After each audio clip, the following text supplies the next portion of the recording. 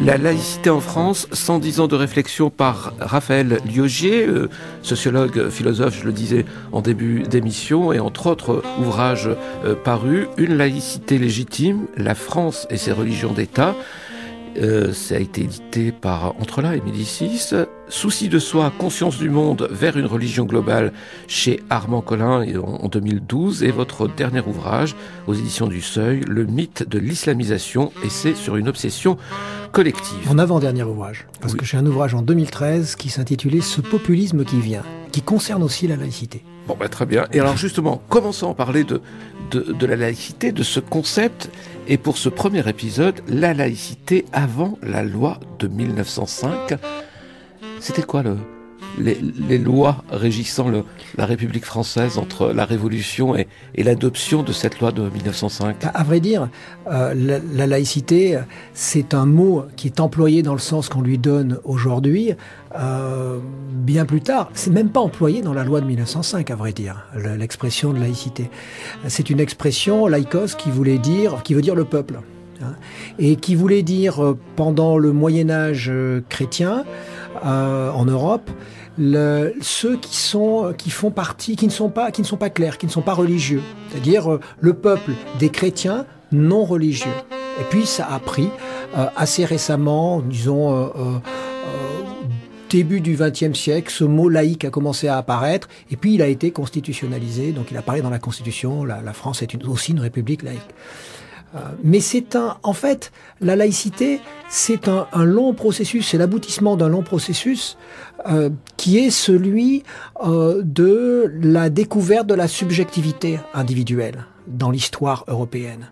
Ça veut dire qu'il remonte, bien évidemment, on pourrait dire même à la Renaissance, au XVe, puis XVIe, et le moment charnière du point de vue philosophique, c'est le XVIIe siècle. C'est-à-dire, ce sont les grands philosophes du XVIIe siècle, les grandes métaphysiques du XVIIe siècle qui consacrent bien la mise à distance entre la théologie, le théologico-politique, et la philosophie, le fait qu'on puisse penser le monde sans forcément faire de la théologie. On a un auteur comme Leibniz, même s'il parle de Dieu, même s'il évoque Dieu, dans un sens, ça finit par devenir presque une hypothèse inutile dans ces philosophes du XVIIe siècle. Alors bien sûr, il y a la contrainte culturelle, historique, donc ils parlent de Dieu quand même. On le voit chez Spinoza aussi, évidemment, où Dieu, ça devient la nature. Et puis au XVIIIe siècle, alors là, au XVIIIe siècle, c'est vraiment le sacre de la subjectivité. Et je crois que le philosophe phare pour ça du XVIIIe siècle, c'est Emmanuel Kant, qui consacre la subjectivité. Il dit même que l'entendement, il dit que c'est transcendantal. C'est-à-dire que l'entendement, c'est ce qui ne peut pas, être... Il y a des catégories de l'entendement qui précèdent le monde empirique. C'est parce qu'il y a une subjectivité qui est extrêmement forte, qui ne peut pas être réduite. C'est le moment où on parle de contrat, de l'échange, des volontés. Et évidemment, ce processus philosophique et théologique, il est lui-même le résultat, et ça on le dit moins, d'un processus interne à la religion, interne au monde religieux. Et je crois que ce qui est le plus important, là, c'est le protestantisme. Parce qu'il ne faut pas oublier que le protestantisme, c'est avant tout une protestation. Et c'est une protestation contre quoi ? C'est une protestation contre le fait... Alors il y a une multitude de choses, mais contre le fait que l'on doit forcément avoir la religion de sa famille même, la religion de ses parents et la religion de sa nation. C'est-à-dire qu'on ne peut pas vous imposer une religion par le haut, par le biais d'une tradition, d'un espace ethno-culturel déjà établi. On a la religion que l'on désire, que l'on veut. D'où l'idée dans le protestantisme, dans un grand nombre de mouvements protestants, le baptême qui se fait à l'âge adulte parce qu'il faut pouvoir exprimer son choix. Ça, c'est quelque chose d'extrêmement important. Donc il y a un processus qui fait émerger la subjectivité, l'idée que la foi, c'est un choix. Pourquoi ? Parce que il y a plusieurs manières. Exactement, et plusieurs religiosités qui commencent à se côtoyer. En fait, l'idée de laïcité, elle émerge même si le mot n'y est pas, elle émerge progressivement de deux aspects, ce qu'on appelle la modernité. La modernité, c'est la multiplicité des modalités d'existence, des modes d'être, des manières d'être, donc des vérités, des rapports qu'on a avec la vérité, dans un même espace social et juridique. Comment vivre ensemble? Et donc on invente toute une série de processus. Mais pourquoi est-ce qu'on est obligé de vivre ensemble avec toutes ces différences? Parce qu'il y a un autre processus qui commence lui aussi aux alentours du XVe siècle et qui va s'accentuer, c'est la globalisation. La globalisation, c'est la découverte de l'autre amérindien, de l'autre qui est de l'autre côté de la planète. Et on est obligé de gérer ça, parce que si on ne gère pas la vérité de l'autre, on est face à une dissonance cognitive, comme on dit. Alors que on peut avoir raison contre un seul autre, on l'appelle barbare, parce qu'il reste de l'autre côté de la frontière en général.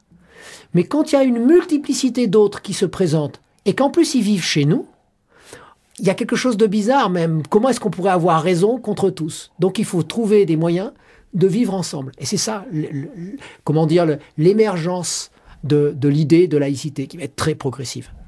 Est-ce qu'on peut dire que la laïcité est un acquis de la Révolution française, Raphaël Liogier? Je dirais que la Révolution française consacre la liberté de conscience, non seulement la liberté de conscience, c'est-à-dire qu'on a le droit d'avoir les idées que l'on veut, mais la liberté d'expression de cette conscience. Parce que la Révolution française fait émerger quoi? Quelque chose qui est fondamental pour la laïcité, c'est un espace public. On pourrait dire qu'avant la Révolution française, dans un sens, on pourrait parler d'espace public, mais ça serait anachronique, si on parle d'espace public avant, parce que la Révolution française constitue en quelque sorte un espace public, c'est-à-dire un espace dans lequel on peut exprimer ses idées sans, en théorie, risquer d'être arrêté, empêché. C'est donc de cela découle la liberté de la presse. Alors c'est aujourd'hui effectivement d'une actualité brûlante, terrible, même tragique, la liberté de la presse d'exprimer tout ce qu'on peut exprimer, donc la liberté de blasphémer, effectivement aussi, mais en face, la liberté d'exprimer ses convictions religieuses et même de les exprimer publiquement. C'est aussi ça d'une grande actualité en sens inverse. Puisque quelque part, il y a une tension, il y a une tendance aussi dans le monde moderne à vouloir éliminer, empêcher un certain type d'expression, ne serait-ce que sur le plan esthétique, une manière de s'habiller et autres. Mais on a le droit, en République, et c'est ce que consacre la Révolution française, d'exprimer ce que l'on est, ce que l'on veut être, les choix de vie que l'on effectue, fussent-ils des choix de vie religieux. Et de 1789 à 1905, c'est quoi? Ce sont des débats qui préparaient cette loi de la laïcité, des allers-retours entre des hésitations. Qu'est-ce qui s'est passé pendant toute cette période-là, à ce niveau-là, Raphaël Liogier? En fait, pendant cette période, c'est une période où, d'un côté, on a eu une révolution qui était radicale. C'est-à-dire les gens sont descendus dans la rue, il y a eu énormément, il y a eu des morts, il y a eu des choses qui étaient tragiques, il y a eu des choses qui étaient magnifiques. En même temps, il ne faut pas oublier que la France était en guerre pendant une grande partie du temps. C'est d'ailleurs une des raisons pour lesquelles on a guillotiné Louis XVI. Ce qu'on oublie aussi, c'est que Louis XVI, on l'a guillotiné parce qu'on l'accusait de faire le jeu de l'étranger. On avait les guerres napoléoniennes, etc. Donc il y a eu une multitude de manières de gérer. Et le problème central entre la Révolution, c'est vraiment ça votre question, et 1905, c'était de gérer les relations avec l'Église catholique, avec une organisation en particulier qu'on appelle l'Église catholique, qui continuait à entretenir des relations privilégiées avec l'État français. Et donc tout le processus avant la loi de 1905, c'était comment arriver à gérer le fait qu'il y a aussi des juifs qui pratiquent leur judaïsme. Donc il y a un consistoire central qui avait aussi des protestants, essentiellement on va dire des juifs et des protestants, en nombre plus de protestants même. Et donc la vraie question, qui a été en partie pas résolue, mais il y a une méthode qui était la méthode napoléonienne, c'était le fait de consacrer des organisations qui seraient représentatives.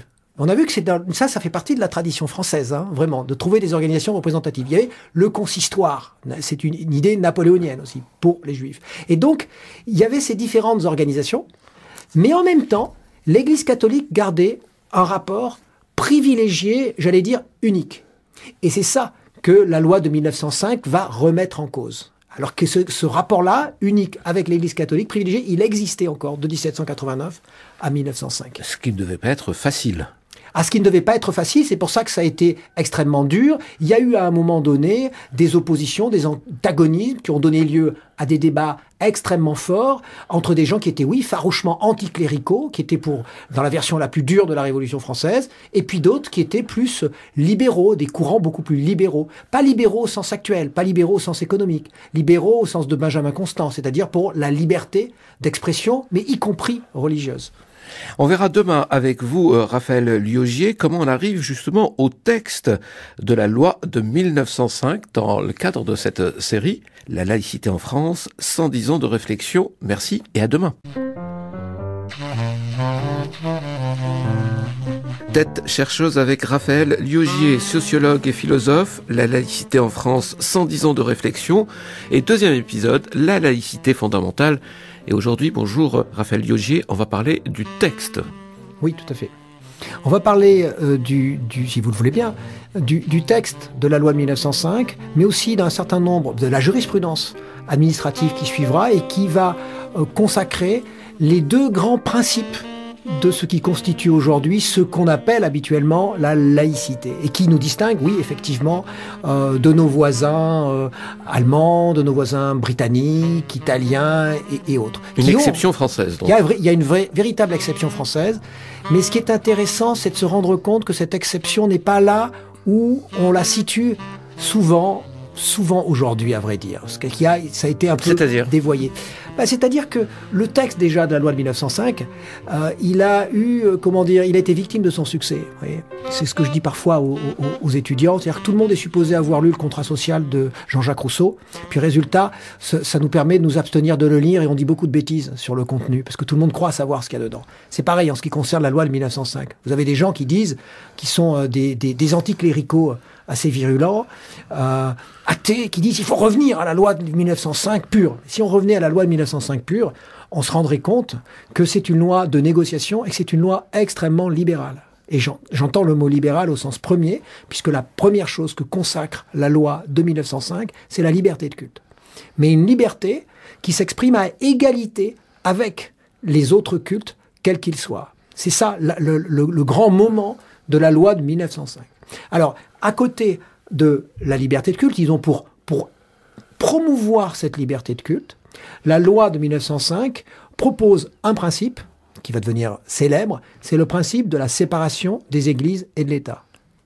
Principe qui est dévoyé aujourd'hui, parce que la plupart du temps, lorsqu'on parle de séparation, on pense séparation entre le religieux et le politique, on va dire. Séparation entre l'État et la religion. On prononce ce genre de mots, d'expression. Alors que ce n'est pas exactement ça. Ce n'est pas exactement ça. Parce que on peut très bien être religieux, revendiquer même sa religion, c'est le cas des partis démocrates chrétiens, qui sont des partis politiques, avoir même un programme qui est directement indexé sur la foi religieuse, par exemple sur la charité ou sur je ne sais quoi, et accéder au pouvoir. C'est parfaitement possible d'accéder au pouvoir et de mettre en place ce programme pour des raisons religieuses. En revanche, même si les convictions qu'on a le droit d'avoir déterminent notre programme, on n'a pas le droit, imaginons qu'on devienne président de la République, je devienne président de la République, et que j'ai une foi bouddhiste ou je ne sais quoi, eh bien, je n'ai pas le droit de financer même l'organisation en particulier. Donc c'est l'organisation bouddhiste. Donc ça veut dire que c'est la séparation de deux types d'organisations. Les organisations religieuses, que par facilité à l'époque on appelle les églises, au pluriel, très important, et l'État, qui est une organisation particulière. C'est tout ce que ça veut dire. Mais comment est-on arrivé à ce texte ? Est-ce que c'était des débats, des polémiques ? Est-ce que l'Église participait en tant que partie intégrante à ce grand débat de société ? Comment l'Église a participé. Ouais. L'Église a participé. Il y avait des gens qui étaient extrêmement durs et qui étaient. Ce ne sont pas les durs qui ont gagné finalement. Ce sont plutôt celui qui était le rapporteur général de la loi de 1905 dans le processus législatif, qui était Aristide Briand, et qui était connu pour ses positions tout à fait ouvertes. toute position tout à fait ouverte, et sur l'idée que il fallait absolument... L'objectif de la loi de 1905, c'est comment permettre l'expression libre des différentes convictions religieuses, y compris des convictions qui se veulent anti-religieuses, mais sans qu'elles prennent le pas les unes sur les autres, qu'elles s'agressent les unes les autres. C'est une loi de négociation, c'est une loi de compromis, c'est une loi de cohésion sociale. Quand vous dites cohésion, c'est pour éviter des guerres? C'est pour éviter le conflit. Ouais. C'est pour éviter le conflit, et c'est aussi le principe de l'égalité. Égalité, liberté, fraternité. On oublie souvent égalité, ça ne veut pas dire égalisation. Égalité, ça veut dire qu'on est à égalité. En droit, on a tous les mêmes droits. Ensuite, liberté. On a la liberté sur le fond maintenant, pas seulement en droit, mais alors là, sur le fond, concrètement, d'exprimer ce qu'on a à exprimer. Et ensuite, du point de vue de la cohésion, tout ça doit être fait dans un esprit de fraternité, sans viser une communauté par rapport à une autre. C'est pour ça que d'ailleurs, la loi de 1905 n'a pas suffi. Ce qu'on appelle aujourd'hui l'exception laïque, la spécificité laïque, n'est pas entièrement dans la loi de 1905. D'ailleurs, le mot n'était pas employé dans la loi de 1905. Elle est dans un autre concept, et alors là, qui a fait couler encore plus d'encre que la loi de 1905, qui est un concept jurisprudentiel, comme on dit, parce que ce sont les tribunaux administratifs qui l'ont petit à petit élaboré pour améliorer les choses. C'est ce concept de neutralité.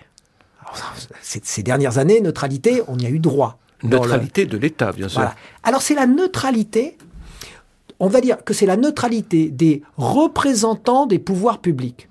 Vous avez raison de dire de l'État, surtout pour l'époque. Mais comme aujourd'hui on a des collectivités décentralisées qui sont théoriquement pas l'État, mais elles sont assujettées aussi à la neutralité. Mais c'est la neutralité de toute cette catégorie de personnes, ou même des biens, des bâtiments, des mairies, tout ce qui représente la République.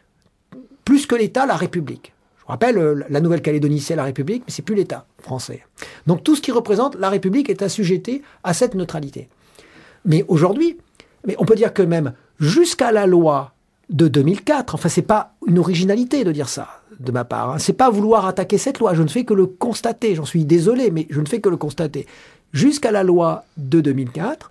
Qui, rappelons-le, stipulé. Pardon, oui, la loi de 2004 qui stipule l'interdiction des signes ostensibles dans l'école publique, au sein de l'école publique, en priorité évidemment le voile dit islamique, même s'il y a une liste d'autres vêtements.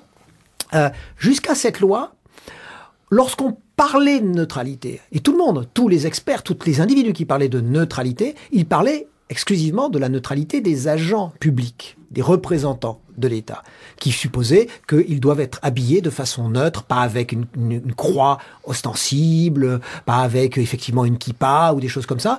Justement, et ça c'est l'esprit de la laïcité, le véritable esprit de la laïcité, justement pour pouvoir permettre l'expression de la multiplicité des modes d'être. Ce que je vous disais, ce qu'on disait dans la première émission, quelle est l'exigence fondamentale? C'est comment permettre la multiplicité de manières d'être, de vérité, donc de foi, qui seraient contradictoires, mais comment est-ce qu'elles peuvent exister dans un même espace? Et donc la neutralité, l'originalité de la position française, là en l'occurrence, c'est d'imposer la neutralité de tous les agents publics, justement parce qu'on est encore plus soucieux qu'ailleurs de la multiplicité des expressions et qu'elles puissent s'exprimer entièrement dans un véritable espace public. Parce que la Révolution française, c'est vraiment l'idée qu'il y a un espace public où on exprime sa liberté de conscience. Bon. Vous voyez la différence avec le Royaume-Uni? Mais justement, l'originalité, on la voit très bien, c'est qu'au Royaume-Uni, un policier peut demander, s'il se trouve être sikh, de porter un turban sikh. Et ça peut lui être autorisé. Il peut avoir l'autorisation. Il y en a. Bon. En France, ce ne serait pas possible. Pas parce que on veut empêcher aux citoyens d'exprimer dans les espaces publics, leur vérité, mais justement parce qu'on veut qu'ils puissent l'exprimer librement, pacifiquement, sans que l'État impose, pour parler comme Bourdieu, une violence symbolique, impose un sens particulier. Vous voyez, donc et donc depuis les années 2000, ça a été plus ou moins renversé. Hein. On en parlera dans les prochaines émissions, je pense, mais ça a été plus ou moins renversé. Alors que les deux concepts centraux, vous les voyez, c'est séparation des églises et de l'État, pas séparation de la religion et de l'état de la religion en tant que conviction, en tant que... Et neutralité du service public, mais neutralité de l'ensemble des agents publics. Vous voyez ? Ça, c'est extrêmement important à garder en tête, parce que après, on fait dire un peu tout et n'importe quoi à ce concept de laïcité, alors que c'est ça. Et cette idée, cette jurisprudence qui va consacrer la neutralité de l'État, elle est venue après des affaires, des débats, des contestations. Comment est-elle venue dans l'actualité politique française du XXe siècle? Alors c'est venu petit à petit, parce il faut dire que les choses se sont pas passées tout le temps très pacifiquement, y compris dans le rapport avec l'Église catholique. Donc il fallait trouver de nouvelles garanties. Par exemple, la loi de 1905 consacre aussi l'existence d'associations cultuelles. Donc il faut qu'il y ait des associations qui sont des associations considérées spécifiquement comme cultuelles. Et l'Église catholique a refusé dans un premier temps d'entrer dans cette catégorie, et au profit d'associations qui étaient des associations diocésaines spécifiques. Et puis ensuite, il y a eu toute une série de débats, parce que l'Église catholique bénéficiait de cette inertie historique, de ce rapport privilégié, et donc la neutralité a ajouté autre chose. Vous voyez, c'est ça je crois, qui est à retenir. Est-ce qu'on peut dire qu'une fois il y a eu le principe de la séparation de l'État et de l'Église, puis... Des églises, très important. C'est bien de le préciser, effectivement, Raphaël Lioger, et puis cette jurisprudence pour marquer la neutralité de l'État, est-ce qu'on a, cette fois-ci, on croit avoir la bonne loi, la bonne définition de la laïcité?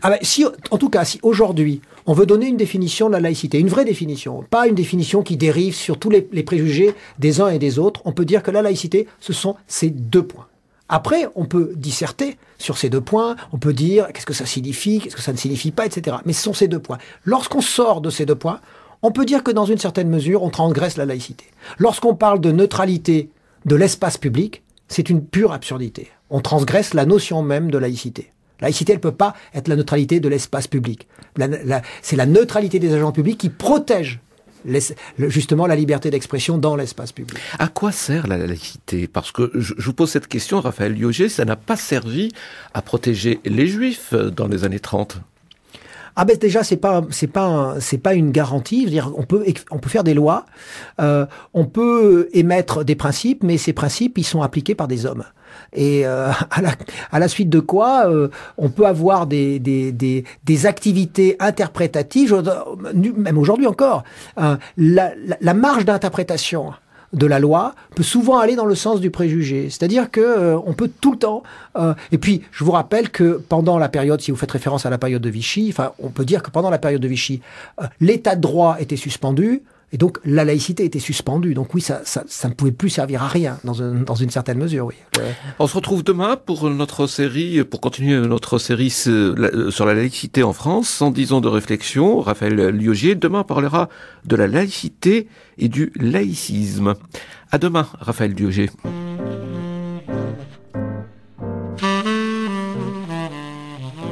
Raphaël Lioger, bonjour. Bonjour. La laïcité en France, 110 ans de réflexion, 3e épisode. Laïcité et laïcisme. C'est quoi la différence d'ailleurs? Si vous voulez, comme la dernière fois on a parlé de la laïcité fondamentale, au sens des fondements de la laïcité, on pourrait dire que le laïcisme, ça serait le fondamentalisme de la laïcité. Et comme tout fondamentalisme, en général, c'est un dévoiement des principes originaux sous prétexte d'y retourner, sous prétexte d'une forme de fidélité qui devient une fidélité, comment pourrait-on dire, sectaire, si vous voulez. C'est ça le laïcisme, à la base. Alors, s'il fallait parler de ce courant, il naît tout de suite après la loi de 1905 ? Non, il ne naît pas tout de suite après la loi de 1905, il est déjà omniprésent. Il participe déjà après 1789, d'un courant qui existe déjà, c'est un courant rationaliste, et même un courant encore plus spécifique à la France qu'on a appelé le positivisme. Et d'ailleurs, on avait un philosophe français qui est supposé être le père de ce qu'il appelle la physique sociale. C'est Auguste Comte qui parlait du catéchisme positiviste. Déjà, il voulait faire de la science une véritable religion. Et donc, la laïcité se saisit de cette ambiance, de cette fascination pour une science qui est une rationalité qui est supposée tout connaître. Mais ce faisant, le positivisme, et donc on pourrait dire ce positivisme laïque, cette espèce de fondamentalisme laïque, trahit le principe originaux dont on a parlé durant la première émission, de la philosophie même originale et originelle de la laïcité. On avait parlé d'Emmanuel Kant. Parce que on pourrait dire que le positivisme, c'est le glissement de... Je reprends une petite phrase de Kant qui est très intéressante, où il nous dit, par rapport à la science, il n'y a de science que des phénomènes. Or, phénomène, ça veut dire ce qui apparaît. C'est juste ce qui apparaît. Et pour Kant, d'un côté, il n'y a de science que des phénomènes, mais d'un autre côté, on est obligé de postuler qu'il existe du divin, qu'il existe ce que Kant appelle un objet suprasensible, c'est-à-dire quelque chose qui n'est pas donné à mes sens, mais qui justifie une position morale, c'est-à-dire qui justifie justement qu'il existe en face de moi un sujet digne d'être un sujet qui ne peut pas être réduit à un simple phénomène analysable. Il est autre chose, si vous voulez, que la somme de ses organes. Tout être humain est autre chose. Donc la science ne peut pas nous dire ce que nous sommes, ne peut pas nous dire l'être des individus, mais ne peut pas dire non plus l'être du monde, que ce soit Dieu ou autre chose. Donc c'est ça l'idée fondamentale. L'idée, c'est que on ne peut pas dire ce qu'est cet absolu dans l'esprit de la modernité. On ne peut pas dire ce qu'est l'être de l'individu qui est en face de moi. En revanche, on est entièrement libre scientifiquement, de faire des choix qui sont des choix spirituels, qui ne sont pas démontrables, mais qu'on a le droit d'avoir. Et à côté de ça, on est entièrement libre aussi de chercher tout ce qu'on veut, d'ouvrir des corps humains, contrairement au Moyen-Âge où on ne pouvait pas disséquer, on ne pouvait pas ouvrir des corps humains de peur d'y trouver l'âme, c'était un sacrilège. On peut faire ce qu'on veut puisque ça sera toujours des phénomènes. Ça ne sera jamais la vérité absolue. Alors, ce que font les positivistes, ils font une sorte de bifurcation qui a l'air d'être dans le sens du XVIIIe siècle, qui a l'air même de radicaliser le XVIIIe siècle, alors qu'en réalité, ils en sortent et ils le trahissent. Ça, c'est très important. Parce qu'ils vont prendre la phrase « il n'y a de science que des phénomènes » pour dire « il n'y a que des phénomènes ». Et si on dit « il n'y a que des phénomènes », ça veut dire que derrière ce qui apparaît, donc les phénomènes, les objets, il n'y a rien d'autre. L'homme étant un objet. Et donc, il n'a pas de raison de considérer même que c'est un sujet. Et à la fin, on peut se demander même s'il y a des raisons de considérer qu'il a son mot à dire, finalement. Puisque tout est supposé être objectif. Et donc, ce faisant, il y a la construction de ce qu'on pourrait appeler une religion de la science, une religion de la rationalité, une religion qui est contradictoire, finalement, à un certain niveau. Oui, mais ça, c'est avec le recul. Mais à l'époque, c'est une démarche progressiste, peut-être, je suppose, face à une Église qui est toujours présente, même si des lois empêchent que l'Église ait son mot à dire dans les affaires publiques, ou du moins d'une manière officielle. Alors, il y a deux aspects. D'un côté, on pourrait dire qu'il y a un laïcisme social et politique. Et d'un autre côté, il y a un laïcisme plus intellectuel, positiviste, philosophique. Celui dont je viens de parler essentiellement, parce que c'est celui qui nourrit l'autre, c'est le laïcisme philosophique, qui se fonde sur des prises de position rationalistes, athées, voire anti-religieuse du point de vue intellectuel, qui veut faire l'apologie de la science et qui aboutit, moi, à ce que j'appelle le fétichisme du fait. Puisqu'on dit ce n'est plus le phénomène qui est important dans le positivisme, puisque le phénomène est tout, donc c'est le fait. Ce sont des faits. Comme si la réalité qui est autour de nous, c'était une réalité qui s'imposait. La science, un jour, nous dira la vérité absolue. Et donc, nous guidera. Bon. Et puis, il y a l'autre. Il y a le laïcisme de combat. Le laïcisme social, qui, lui, s'exprime parce que un certain nombre de gens estiment qu'on n'est pas encore arrivé à un véritable équilibre et justement à une véritable neutralité. C'est-à-dire qu'en gros, l'Église catholique a encore du pouvoir. Et c'est vrai, c'est-à-dire que ça va être donc un laïcisme qui va combattre toute trace de religion, de religiosité dans l'éducation. Dans l'éducation, et qui va combattre aussi le lien qui existe encore aujourd'hui, particulier avec les écoles privées religieuses, qui sont dans leur écrasante majorité, encore jusqu'à aujourd'hui, catholiques. En disant pourquoi est-ce que ces écoles seraient indirectement financées par l'État, puisque l'éducation, c'est, comme disait quelqu'un comme Renouvier, par exemple, philosophe bien connu, que la République dispose d'une sorte de pouvoir spirituel pour transmettre les valeurs.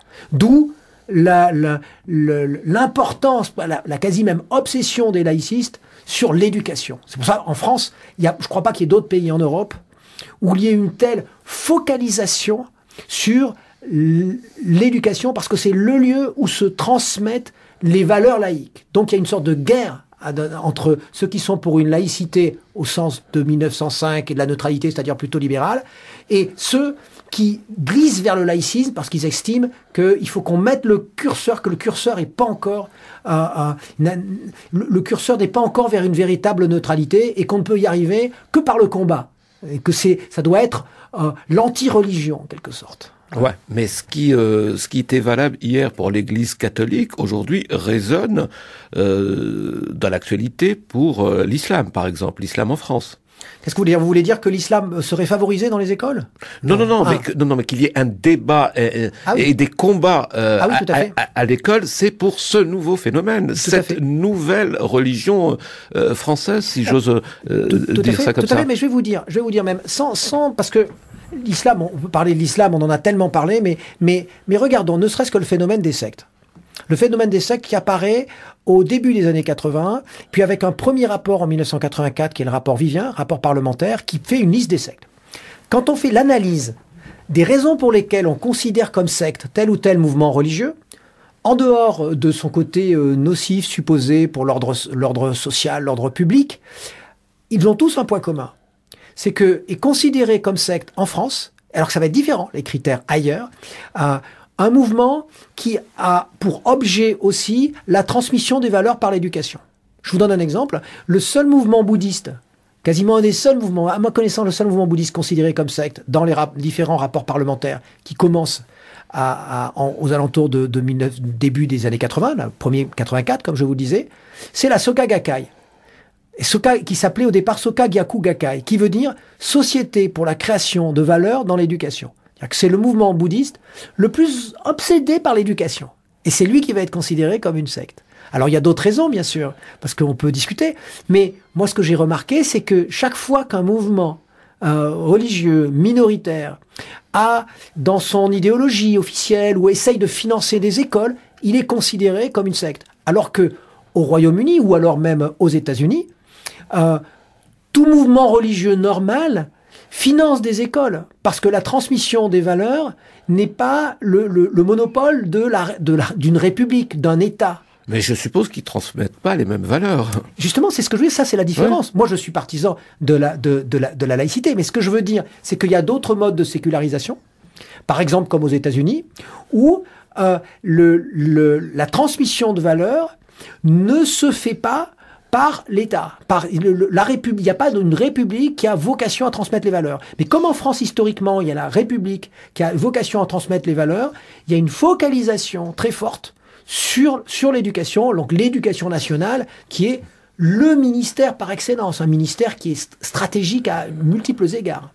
Et cette laïcité comme nouvelle religion qui va s'installer, ce laïcisme, est-ce que pour vous, Raphaël Lioger devient tout de suite anti-religieuse? Ah ben non, c'est ce que je vous dis, c'est qu'il y a une lutte. Il y a des gens qui vont glisser vers la Troisième République, par exemple, et même sous la Quatrième République, vers l'anti-religion, et puis d'autres qui n'iront pas dans ce sens. Et cette lutte, elle continue. Je vous ai parlé dans les années 80-90. Aujourd'hui, elle a été absorbée par autre chose. Elle a été absorbée justement par le rapport à l'islam, qui a changé la donne finalement. Mais cette lutte, elle est classique.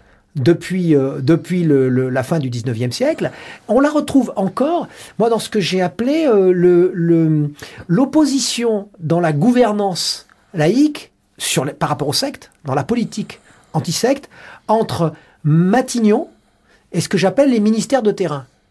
Parce que quand on veut savoir ce qu'est une secte, ou qu'on veut toucher une secte, savoir où sont les sectes, ça concerne différents ministères. Ça peut concerner le ministère de l'Agriculture même, parce qu'il y a des sectes qui sont obsédées par le bio, par une certaine forme de végétarisme. Ça peut concerner le ministère de l'Intérieur, parce que ça peut poser des problèmes de sécurité, parce qu'il y a des gens qui peuvent être manipulés, puis qui peuvent être agressés, même physiquement et psychiquement bien sûr.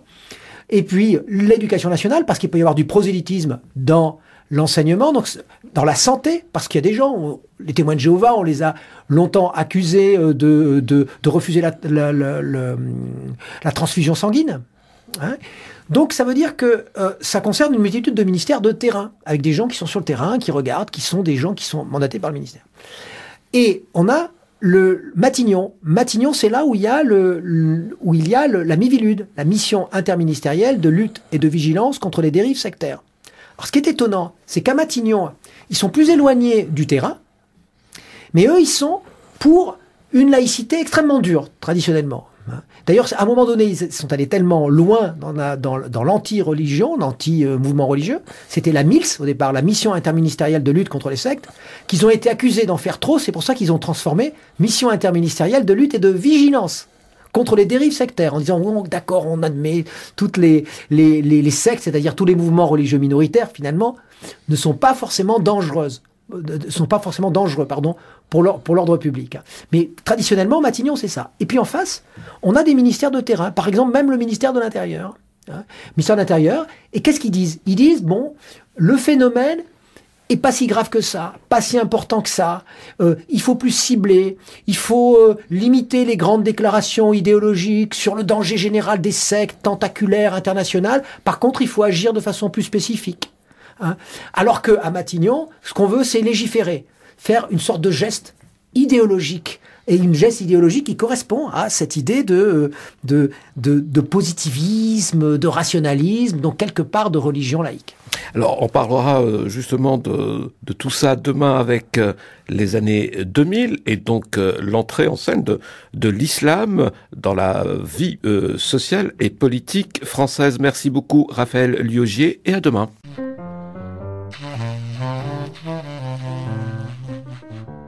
Aujourd'hui, 4e épisode de notre série consacrée à la laïcité en France, 110 ans de réflexion. Et on arrive à cette nouvelle laïcité, entre guillemets, celle des années 2000. Ah bah je n'invente rien, l'expression n'est pas de moi, à vrai dire. L'expression est de François Baroin, dans un rapport qui date de 2003. La nouvelle laïcité. Tout à fait, qu'il avait rendu au Premier ministre de l'époque, Jean-Pierre Raffarin. Et dedans, il parle de communautarisme, du danger qui guette la République. Et il prononce cette phrase qui, pour moi, pourrait dire l'acte de naissance intellectuelle et politique de cette triste nouvelle laïcité. Il dit, cette phrase étonnante, qui est en contradiction avec tout ce qu'on a dit jusqu'à aujourd'hui quasiment, que à un moment donné, il y a une sorte d'opposition insurmontable entre les droits de l'homme et la laïcité.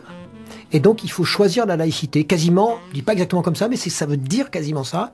Il faudrait choisir la laïcité contre les droits de l'homme. Alors, on voit bien que là, il y a un problème, parce que c'est absurde, du point de vue logique. Il faut peut-être rappeler le contexte, c'est-à-dire... beaucoup d'événements se sont passés, tout à fait, oui. Des guerres. Il y avait le conflit irakien, effectivement, tout à fait, c'est vrai. La révolution iranienne n'est pas loin, et puis surtout, il y a le 11 septembre. Il y a le 11 septembre, peut-être, mais moi je pense que le 11 septembre n'est pas le problème fondamental. Enfin, pas le problème fondamental pour nous en Europe. D'ailleurs, moi j'avais travaillé pas mal avec des universitaires américains. Je même publié un article dans la Harvard International Review, sur cette question, où je répondais à cette question qui m'a été posée par des Américains. Pourquoi est-ce que les deux tours sont tombés à New York, donc aux États-Unis, et pourquoi c'est en Europe où il y a cette angoisse générale de l'islamisation, l'idée qu'il y aurait une intention secrète et qui serait partagée par l'ensemble des musulmans comme un seul bloc d'envahir à la fois physiquement, en se reproduisant plus, et moralement et symboliquement, en imposant leur culture, d'envahir l'Europe de ces deux manières-là. Qu'est-ce qui a bien pu se passer pour qu'on en arrive à avoir cette projection-là, et donc une sorte de sentiment d'encerclement. Parce que ce qui se passe, quand on dit nouvelle laïcité, et qu'on analyse ce qui va se passer ensuite, la loi de 2004 sur l'interdiction du foulard en réalité, même si on parle de signes ostensibles, etc. Puis la loi de 2010 sur l'interdiction du voile intégral, c'est-à-dire de se couvrir le visage dans les lieux publics. Hein. Et puis les débats qui vont se succéder sur l'interdiction du simple foulard, qui va être préconisé à l'université.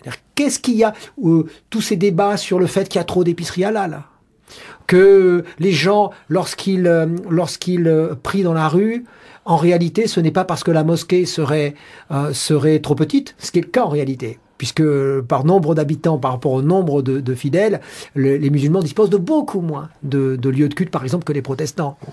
Mais c'est normal, c'est historique aussi. Bon, mais on va aller dire, c'est parce qu'ils occupent le territoire. Hein.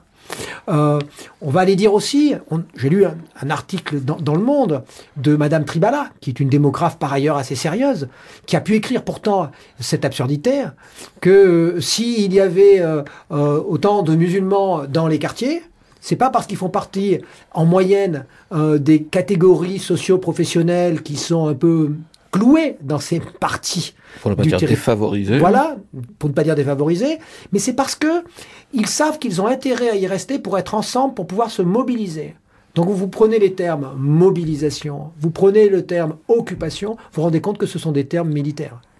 Vous vous rendez compte qu'on est dans une ambiance de paranoïaque, pas seulement phobique vis-à-vis de l'islam, parce que la phobie ne suppose pas l'intention de l'objet de notre peur. Alors que là, on suppose une intentionnalité. On suppose qu'on nous en veut à nous, à notre identité, à ce que nous voulons être. Il ne nous laisse pas être ce que nous voudrions être, etc.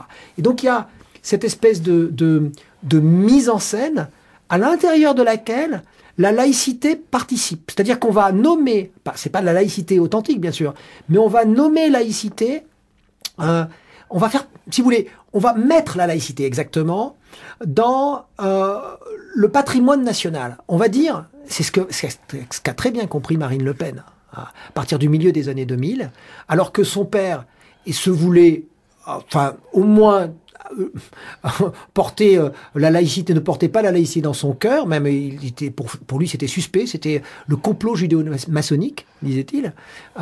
Avec Marine Le Pen, la laïcité devient patrimoine national, quasiment à égalité avec le château de Versailles, la virginité de Jeanne d'Arc et le vase de Soissons. Et du coup, elle en perd ses caractéristiques juridiques. On va dire, on va défendre la laïcité, mais comme si on défendait nos valeurs. Tout le monde va être d'accord pour défendre la laïcité. Il va y avoir une sorte d'unanimisme pour défendre la laïcité, mais on va plus savoir ce que c'est. La laïcité. Alors, cette confusion, cette panique peut s'expliquer. Hein. Je veux dire que ça arrive dans une France qui a avancé dans ses revendications, dans ses révolutions d'émancipation. Mai 68 est passé par là. Le statut de la femme est enfin valorisé, même s'il reste encore du travail à faire. Et puis arrive cette histoire de deux jeunes adolescentes, les adolescentes Lévy, c'est-à-dire qui ne sont même pas originaires de pays musulmans, qui vont se convertir à l'islam, alors que leurs parents, même si on peut penser qu'ils étaient juifs, ils l'étaient même pas du tout, hein, ils étaient vraiment pas du tout croyants, alors que leurs parents n'étaient pas du tout dans ce système. On voit ça comme un phénomène nouveau, avec tous les échos qu'il y a du monde musulman en guerre et en chaos. Donc on peut comprendre cette panique, Raphaël Liogier. Mais moi je ne suis pas, souvent on m'a accusé de ça, de dire je ne comprends pas le phénomène. Je comprends très bien le phénomène et je pense qu'on peut parfaitement le comprendre, bien sûr, et ça va de soi. C'est à ça que sert le regard scientifique, c'est d'essayer de prendre du recul, essayer de comprendre, et ni d'excuser, ni de protéger, ni d'aller dans un sens, ni dans l'autre. Moi, ce que je constate, c'est qu'effectivement, on peut dire que même à partir de 1979, qui est la révolution islamique d'Iran, une certaine image de l'islam qui contraste avec cette espèce d'image qui avait permis une sorte de condescendance des occidentaux, même une forme d'orientalisme, de trouver joli les tapis persans, les musulmans. Là, d'un seul coup, c'est une image d'agression, d'agressivité, avec des femmes hurlantes dans les rues, avec une très très grande violence. Et donc là, ça entre dans le téléviseur, au moment du repas. Donc on a cette image qui entre.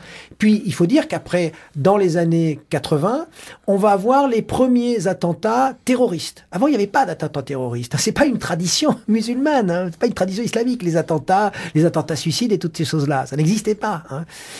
Donc on va avoir ça, et qui vont prendre la place des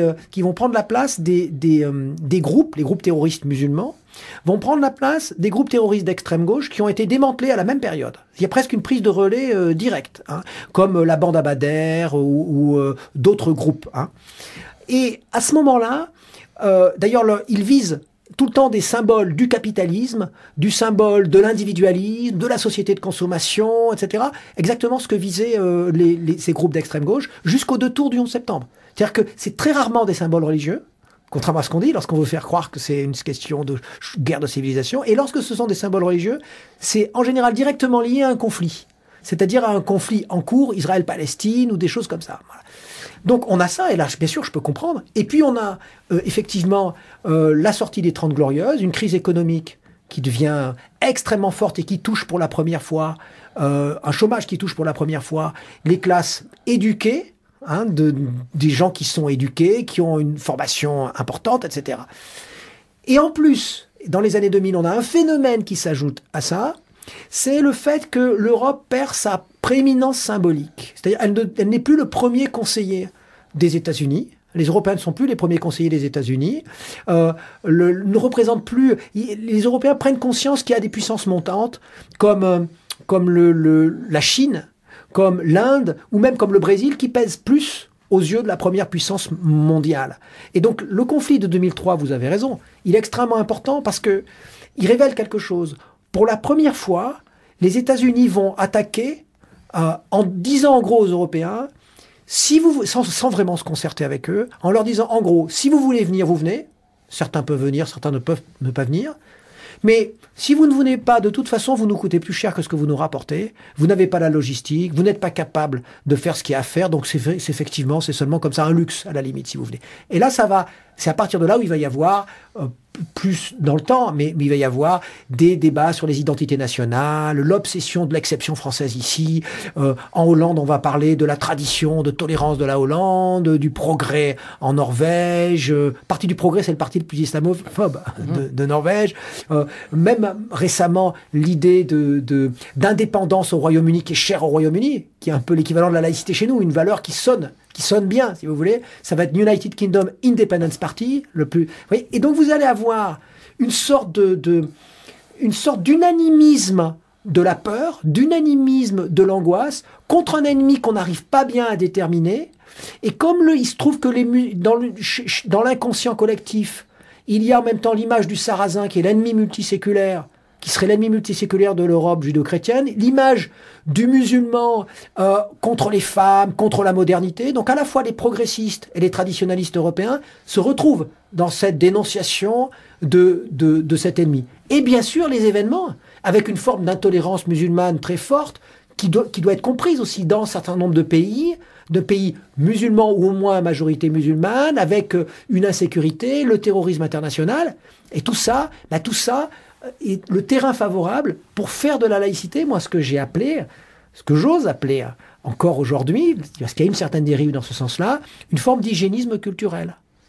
Parce que quand vous avez un proviseur de lycée, c'est le cas aujourd'hui, hein, j'ai multitude de cas, qui convoque une jeune fille qui respecte la loi parce qu'elle enlève son voile lorsqu'elle rentre au lycée, mais il la convoque parce qu'elle a gardé une robe noire et une robe longue, en lui disant « Est-ce que, mademoiselle, vous n'avez pas essayé de contourner la loi en exprimant votre religion ?»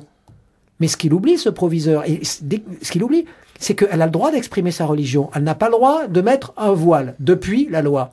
Mais la loi ne dit pas qu'elle ne peut pas exprimer sa religion par des modes qui ne sont pas dits par la loi. Donc c'est surinterprété. C'est-à-dire qu'il y a une surinterprétation dans une logique de guerre, en quelque sorte. Comme si la laïcité devait faire la guerre culturelle. Elle ne doit pas faire la guerre culturelle. Elle n'est pas faite pour ça, la laïcité. Ça qui est étonnant.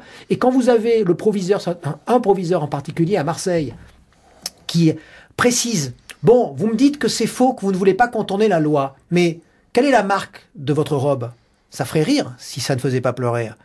Quelle est la marque de votre robe? Si c'est écrit en arabe, bon, si c'est écrit en arabe, je peux pas vous croire. Forcément, c'est que vous avez un objectif qui est peu louable, un objectif de guerre finalement. Hein. Et par contre, si c'est écrit en français ou en anglais, que ça a été acheté à H&M ou dans un magasin de ce type, alors là, je veux bien vous croire. Texto. Ce que je vous dis, c'est un fait, si vous voulez. Quand on en arrive à ce type de procès d'intention, il faut comprendre que, du coup, il y a comme une sorte de mise en scène collective, et que dans cette mise en scène collective, il y a une sorte de peuple, une majorité de Français, entre guillemets de souche, qui se représentent comme agressés, parce que toute la journée on entend ça à la télévision, partout, etc. On a des gens qui jouent les héros en écrivant des essais pour défendre l'Occident, l'identité malheureuse, je ne sais quoi, le suicide français, ou tous ces termes-là qui disent quasiment à peu près la même chose. Hein. Mais il y a aussi, en même temps, une radicalité. En face, on a des musulmans qui, pour la plupart, ont peur de ce qui est en train de se passer, disent pas grand-chose, et on a des individus qui sont dérégulés, qui sont passés par l'alcool, qui sont passés par le rap le plus souvent, qui ont eu énormément de rêves, qui voulaient même devenir militaires. Je pense à Mohamed Merah. Et puis leurs rêves déchus, il se trouve qu'ils sont d'origine maghrébine, et d'un seul coup, ils se découvrent même aujourd'hui, c'est ça l'originalité du phénomène actuel, qui est induit par cette mise en scène macabre. Ils vont se découvrir, ils vont vouloir devenir djihadistes, presque sans passer, en sautant par-dessus la case islam, et en devenant musulmans parce qu'ils ont voulu être djihadistes. Alors que même dans les années, début des années 80-90, c'est ce que j'ai écrit un certain nombre de tribunes sur le sujet, hein, dans les années 80-90, même début des années 2000, même les terroristes type Al-Qaïda, ils étaient radicalisés à l'intérieur de leur éducation religieuse.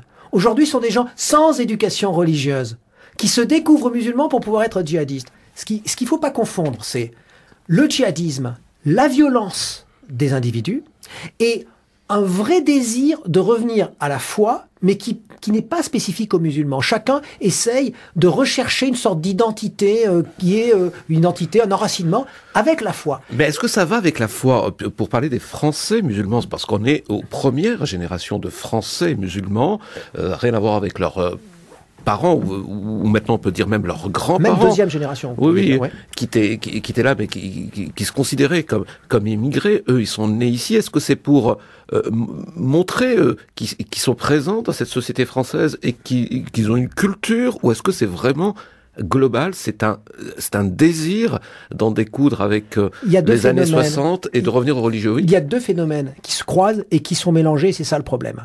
C'est qu'il y a un phénomène de désir spirituel, et d'ailleurs la majorité des jeunes femmes qui portent la burqa, c'est pas dans un esprit djihadiste du tout, c'est dans un esprit d'ascétisme exagéré, excentrique, comme on le trouve souvent dans le monde religieux, donc une forme de fondamentalisme, et de fondamentalisme finalement pacifique, qu'on peut trouver excentrique, comme quelqu'un qui deviendrait gothique, qui deviendrait autre chose, ou comme un moine, comme un bouddhiste occidental qui se mettrait à marcher pieds nus, à être végétarien, voire végétalien, si vous voulez. Et donc on a ce désir-là, ce désir de foi. Ce désir de foi, comme en même temps il y a le terrorisme, comme il y a un certain nombre de phénomènes, il y a Daesh, il y a un certain nombre de choses, on dit, ce sont des terroristes potentiels. Et à côté de ça, on a des terroristes potentiels qui en fait n'étaient pas dans ce renouveau spirituel.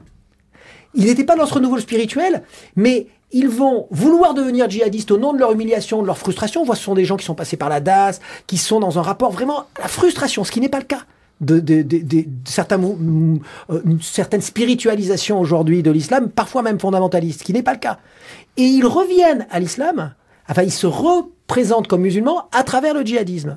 Vous voyez ? Et ça, c'est extrêmement important de distinguer les deux phénomènes, parce qu'en confondant les deux, et en voulant viser, par exemple, les jeunes femmes qui portent le voile ou autres, eh bien, on finit par accentuer la frustration, créer de la frustration et créer du désir chez certains de ces individus de surjouer le rôle de l'ennemi, qui pour nous, quelque chose dont on a peur, mais eux, ça devient désirable parce qu'ils s'estiment lésés, frustrés, etc.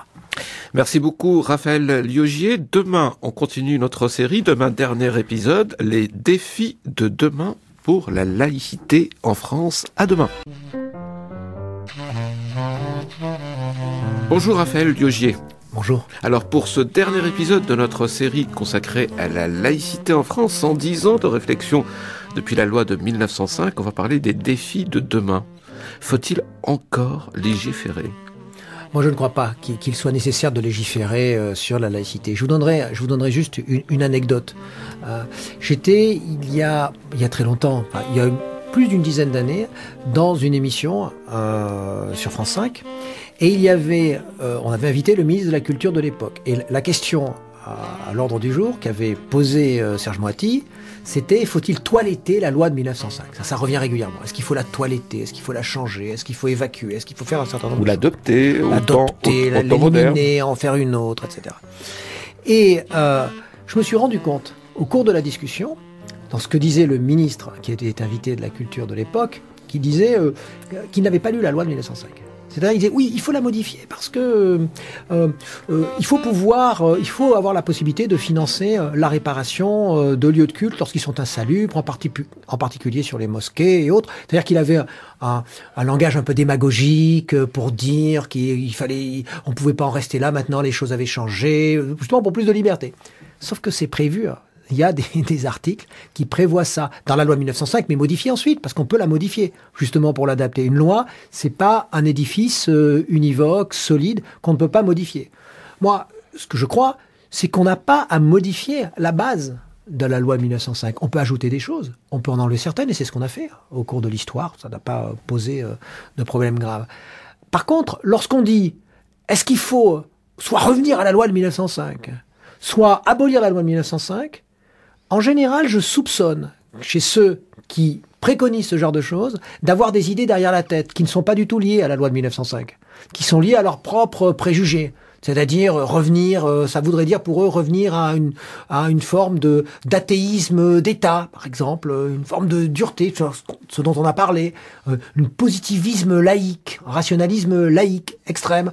Ou alors, d'autres peuvent avoir d'autres visées en disant oui, il faudrait l'abolir parce que maintenant, ça ne sert plus à rien, cette tradition française, la laïcité dans l'éducation, il y a une sorte de retour du religieux, comme on dit, et donc il faut penser les choses d'une autre manière. Moi, je crois que non.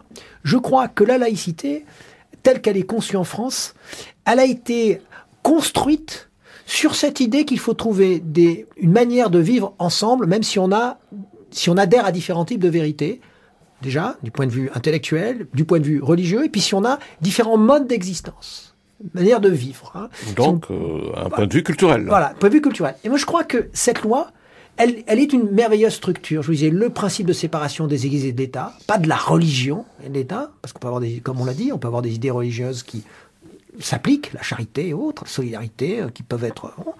Et la neutralité des agents publics pour préserver la multiplicité des expressions, dans la limite, évidemment, de ce qu'on appelle, dans notre état de droit, l'ordre public, tranquillité, salubrité, sécurité publique. Voilà.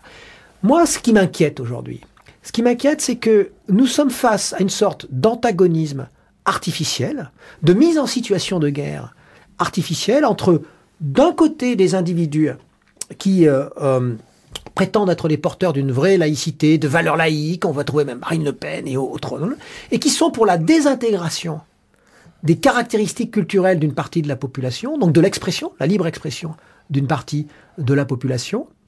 Et puis, en face, on a des gens qui ne sont pas pour cette désintégration. Vous voulez dire que dans le débat intégration ou assimilation, la laïcité est convoquée comme alibi ? Exactement, c'est exactement ça. Et vous avez raison d'utiliser ce terme d'assimilation, parce que le terme d'assimilation, pour moi, il s'oppose au terme d'intégration, puisque l'assimilation, c'est un terme organique. C'est l'idée qu'on assimile, on digère en quelque sorte l'étranger, l'autre, celui qui est différent, et à la fin, il est pareil, il devient le même, il est réduit au même, pareil que nous. Bon. L'intégration, c'est pas ça, c'est comment intégrer. Moi, je crois même qu'il faudrait employer un autre terme. Les Anglais, les Américains, les Canadiens, les Australiens emploient le terme d'inclusion pour dire qu'on fait partie d'un tout, mais qu'on n'est pas intégré. Peut-être que ça correspond pas à notre tradition, parce que ça laisse chacun à sa liberté, mais d'un autre côté, il n'y a pas cette dimension de solidarité républicaine, d'égalité républicaine, de fraternité républicaine. Donc moi, je serais pour la promotion d'un terme qui serait le terme de participation. promotion de la participation. D'abord parce que c'est très moderne, c'est très adapté. La participation, on parle même de gouvernance participative aujourd'hui, hein, politique participative, démocratie participative. Et ensuite parce que participation, ça veut bien dire ce que ça veut dire. Ça veut dire que il faut qu'ils participent, c'est-à-dire qu'il faut que toutes les parties de la nation participent, mais en même temps, participation, ça veut dire qu'elles ont droit à une part du gâteau, qui doit être à peu près équivalente à leur participation. Donc ça nous renvoie aussi au niveau économique et social. Moi, je crois que ce mot, l'enjeu, c'est cette question de la participation. C'est un beau défi, mais est-ce que cette politique, cette conception de la laïcité, la France peut être le seul dépositaire alors qu'on rêve de construire une Europe? Or, les modèles sont très différents dans les pays européens aujourd'hui, Raphaël Liogier. Alors moi, je pense que la laïcité peut rester ce qu'elle est. En même temps, effectivement, il faut au même titre que la laïcité, c'est la logique du compromis, elle doit étendre cette logique du compromis à d'autres formes de sécularisation. Et ça, c'est assez facile puisque c'est l'esprit de la laïcité, de discuter avec d'autres formes de sécularisation. Pour moi, le risque, ça serait le glissement qu'on a pu connaître chez quelqu'un comme Manuel Valls, à un moment donné. Par exemple, dans un événement, je ne donnerai qu'un événement, pour moi, c'est ça le risque essentiel. C'est, au nom d'une certaine forme de laïcité, prendre des mesures limitatives des libertés qui sont fondées sur un procès d'intention. Et qui, là, pour le coup, mettre en péril l'état de droit tout court. Par exemple Par exemple, l'interdiction préventive du spectacle de Dieudonné. Pourquoi je dis ça? Pas parce que je suis pour Dieudonné, je le critique dans mon dernier livre, ce populisme qui vient. Je dis que c'est du populisme liquide, où on dit un peu tout et n'importe quoi, le complot, etc. Donc c'est pas ça. Mais on savait un peu ce qu'il y avait dans le débat, dans le spectacle de Dieudonné, celui qui a été interdit. Mais à vrai dire, ce n'est pas le problème pour moi. Je vais vous dire pourquoi. Parce que je n'ai pas dit que j'étais pas pour l'arrêter. Ouais. Je veux dire pas préventivement. Ça veut dire que quand on est dans un état de droit, on met un policier, sans même prévenir, un officier public dans la salle, et au moment où il prononce une expression antisémite punie par la loi, il est arrêté sur le moment, dans le spectacle. C'est comme ça qu'on doit procéder dans un état de droit. Mais on ne procède pas préventivement. Parce que qu'est-ce qui s'est passé? Du point de vue juridique, moi, ça me paraît très important. Parce qu'après, on peut dire n'importe quoi. Ce qui s'est passé, le tribunal administratif en première instance, il a dit, le spectacle peut avoir lieu. Parce que c'est la jurisprudence normale. Il n'y a pas de problème pour l'ordre public, puisqu'il n'y en avait pas eu précédemment, pour la tranquillité, la salubrité, la sécurité publique objective, donc on n'interdit pas. Le Conseil d'État, à la demande du ministère de l'Intérieur, va statuer, d'ailleurs, ça sera le plus court temps pour statuer dans toute l'histoire du Conseil d'État, ce qui en dit long, c'est-à-dire que c'était quand même téléphoné, pour ainsi dire. Et il n'arrive pas à interdire pour des raisons normales, c'est-à-dire pour l'ordre public, parce qu'il ne trouve pas de raison d'ordre public. Donc il invente un concept qui est un revirement de jurisprudence, de l'avis de tous les juristes, c'est le concept de cohésion nationale. C'est-à-dire qu'il dit qu'au nom de la cohésion nationale, on peut interdire. Ah non, ça c'est pas possible, parce que au nom de la cohésion nationale, après une fois qu'on a fait émerger ce concept, ça veut dire qu'on se balade dans la rue en prononçant telle phrase, en chantant et en s'habillant en rose bonbon, etc. Ça, on peut toujours dire que c'est une question de cohésion nationale, qui ressemble comme deux gouttes d'eau à la notion d'identité nationale, qui a donné lieu à toutes les dérives populaires. Donc moi, je suis pour l'application du droit au sens strict, mais de ne pas glisser dans la mise en scène de guerre qui nous fait transgresser notre propre droit et inventer des concepts absurdes comme celui de cohésion nationale, qui est un beau concept, attention. Il est absurde du point de vue juridique, parce que il est trop soumis à des interprétations qui peuvent être les interprétations des préjugés de chacun. Et le droit, c'est pour nous protéger contre ça. Et pour terminer, Raphaël Liogier, vous qui avez beaucoup travaillé sur cette question de laïcité, vous qui êtes sociologue, philosophe, universitaire, pour vous, c'est quoi les défis d'aujourd'hui? Puisque vous dites que on peut garder la loi de 1905 et puis aussi introduire des textes, l'améliorer, enlever des choses. Aujourd'hui, qu'est-ce qui vous paraît fondamental d'enlever, d'introduire dans ce socle qu'est la loi 1905? Déjà, pour moi, la première chose, ça serait d'essayer de savoir ce qu'il y a dans cette loi 1905 et de ce qu'est la neutralité. Et d'arrêter de proférer des absurdités. C'est-à-dire la populariser et puis surtout l'enseigner. L'enseigner, mais enseigner ce que c'est véritablement, précisément, pour pas sombrer dans des définitions qui sont indéfinies, qui donnent à la laïcité, je vous dis, la saveur d'une sorte de patrimoine comme le vase de Soissons. C'est bien joli tout ça, mais elle en perd sa réalité juridique, c'est-à-dire pourquoi son véritable esprit, c'est-à-dire comment elle a été créée, pourquoi elle a été créée, et ce qu'elle dit. Déjà, si on revenait à ça, ben, ça serait une bonne chose, je crois. Ouais, mais on peut effectivement l'interpréter de différentes manières.